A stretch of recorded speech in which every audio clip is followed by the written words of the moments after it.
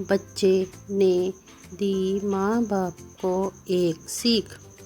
किसी गांव में एक बूढ़ा व्यक्ति अपने बेटे और बहू के साथ रहता था।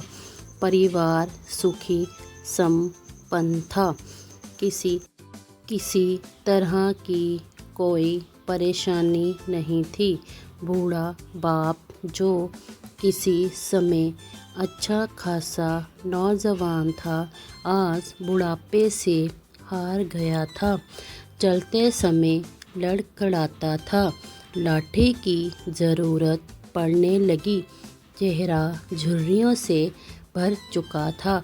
बस अपना जीवन किसी तरह व्यतीत कर रहा था।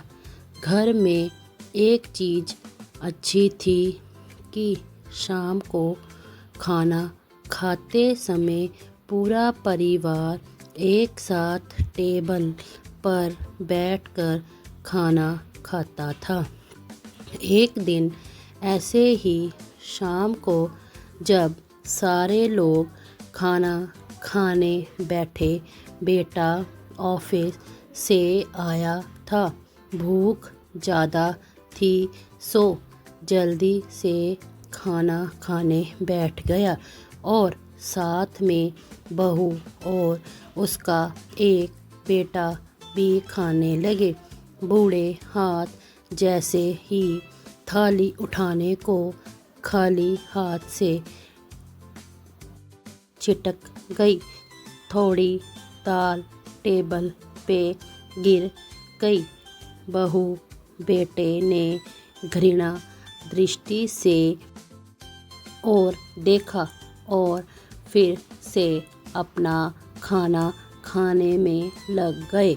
बूढ़े पिता ने जैसे ही अपने हिलते हाथों से खाना खाना शुरू किया तो खाना कभी कपड़ों पे गिरता, कभी ज़मीन पर। बहू चिढ़ते हुए कहा, हे राम, इतनी गंदी तरह से खाते हैं, मन करता है इनकी थाली किसी अलग कोने में लगवा देते हैं। बेटे ने भी ऐसे सिर हिलाया जैसे पत्नी की बात से सहमत हो।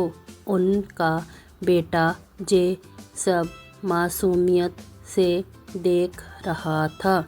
अगले दिन पिता की थाली उस टेबल से हटाकर एक कोने में लगवा दी गई। पिता की डबडबाती आंखें सब कुछ देखते हुए भी कुछ बोल नहीं पा रही थी। बूढ़ा पिता रोज़ की तरह खाना खाने लगा। खाना कभी इधर गिरता, कभी उधर। छोटा बच्चा अपना खाना छोड़कर लगातार अपने दादा की तरफ देख रहा था।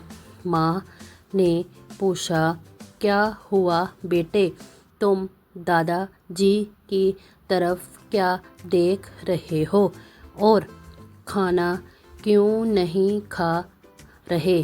बच्चा बड़ी मासूमियत से बोला, माँ, मैं सीख रहा हूँ कि वृद्धों के साथ कैसा व्यवहार करना चाहिए। जब मैं बड़ा हो जाऊँगा और आप लोग बूढ़े हो जाओगे तो मैं भी आपको इसी तरह कोने में खाना खिलाया करूँगा। बच्चे के मुँह से ऐसा सुनते ही बेटे और बहू दोनों कांप उठे। शायद बच्चे की बात उनके मन में बैठ गई थी, क्योंकि बच्चा ने मासूमियत के साथ एक बहुत बड़ा सबक दोनों को दिया था। बेटे ने जल्दी से आगे बढ़कर पिता को उठाया और वापस टेबल पे खाने के लिए बिठाया, और बहू भी भागकर पानी का गिलास लेकर आई कि पिताजी को कोई तकलीफ ना हो। शिक्षा माँ बाप इस दुनिया की सबसे बड़ी पूंजी हैं। आप समाज में कितनी भी इज्जत कमा ले जा, कितना भी धन इकट्ठा कर ले, लेकिन माँ बाप से बड़ा धन इस दुनिया में कोई नहीं है।